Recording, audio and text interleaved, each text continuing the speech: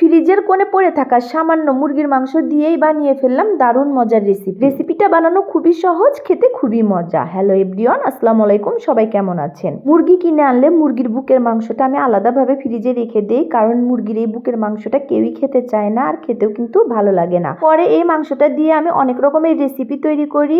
ফ্রিজের কোণে এই মাংসটা অনেক দিন ধরেই পড়েছিল, কারণ কোনো রেসিপি তৈরি করা হচ্ছিল না। তাই ভাবলাম যে আজ ইফতারের জন্য এই রেসিপিটা তৈরি করা যাক। যেভাবে সেই কাজ, ফ্রিজ থেকে মাংসটা বের করে নিলাম, আর বের করেই প্রথমে আমি সিদ্ধ করে নিলাম।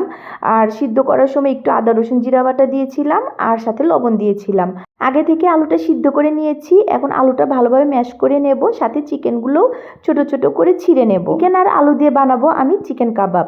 আর আমি কিন্তু গরুর মাংস দিয়ে অনেক কাবাব বানিয়েছি, তবে চিকেন দিয়ে কিন্তু কাবাব এই প্রথম বানাচ্ছি। খেতে এতটাই যে মজা হয়েছিল, যেহেতু খাওয়ার পরে ভয়েসটা দিচ্ছি, সত্যি চিকেন কাবাবটা গরুর মাংসের কাবাবের চেয়েও বেশি মজা হয়েছিল। যাই হোক, আমি চিকেনটা আর আলুটা ভালোভাবে ম্যাশ করে নিয়েছি। এখন এর ভেতরে দিয়ে দিলাম কাঁচামরিচ কুচি আর পেঁয়াজ কুচি। পেঁয়াজ কুচিটা একটু বেশি পরিমাণ দেবেন।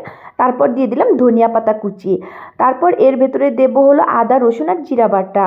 তারপর একে একে হলুদের গুঁড়া, মরিচের গুঁড়া, ধনিয়া গুঁড়া আর গরম মশলার গুঁড়া দিয়ে দিলাম। পরিমাণ মতো লবণ দিয়ে দেবো। রোজা থেকে কাবাবটা বানিয়েছি, লবণের পরিমাণ কিন্তু পারফেক্ট হয়েছে। এখন ভালোভাবে হাত দিয়ে সবগুলো উপকরণ মাখিয়ে নেব। আর ধনিয়া পাতা দেওয়ার চেষ্টা করবেন, তাহলে কিন্তু টেস্টটা ভালো আসে। তো আমার মাখানো হয়ে গেছে। এখন কাবাবের শেপে আমি সুন্দরভাবে দিয়ে দেব।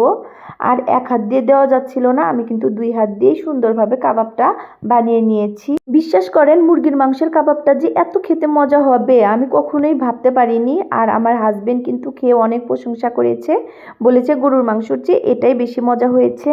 আলুর চেয়ে চিকেনের পরিমাণটা একটু বেশি দেওয়াতে দাঁতের নিচে চিকেন পড়ছিল, আর খেতে খুবই ভালো লাগছিল।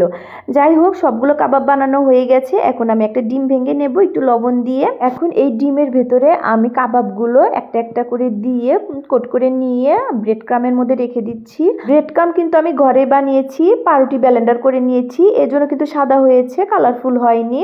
তো এখন আমি কাবাবগুলো ভালো করে ব্রেড ক্রামের সাথে পুট করে নেব, তারপর তেলে ভেজে নেব। চুলায় আগে থেকেই একটা প্যানে তেল গরম করে নিয়েছি, আর তেলটা কিন্তু অনেক গরম থাকতে হবে। তারপর চুলার আঁচটা একদম কম রাখতে হবে। তো কাবাবগুলো আমি তেলের মধ্যে দিয়ে দিচ্ছি। এখন একদম লাল লাল করে ভেজে নেব। আমি কিন্তু একদম অল্প পরিমাণে তেল দিয়েছি, ডুবো তেলে কিন্তু ভাজিনি। তারপরেও কিন্তু কাবাবগুলো দেখতে অনেক সুন্দর হয়েছে, আর খেতে তো মাশাআল্লাহ অনেক মজা। একবার হলে এভাবে বানিয়ে খেয়ে দেখবেন। একবার খাওয়ার পর বারবার এই চিকেন কাবাবটা বানাবেন। যেহেতু গরুর মাংসের অনেক দাম, গরুর মাংসের কাবাবের চেয়ে কিন্তু এই চিকেন কাবাবটা বেশি মজা, আর খুব সহজেই বানানো যায়। আমি তো ভেবেছি এখন থেকে আর গরুর মাংসের কাবাব বানাবো না, এভাবে চিকেন কাবাব বানাবো। আর এই কাবাবটা কিন্তু পোলাও, ভাত, রুটি, পরোটা সবকিছু দিয়েই খেতে অনেক ভালো লাগে। তো ভিডিওটা এখানেই শেষ করলাম। সবাই ভালো থাকবেন। আল্লাহ হাফেজ। Thanks for watching.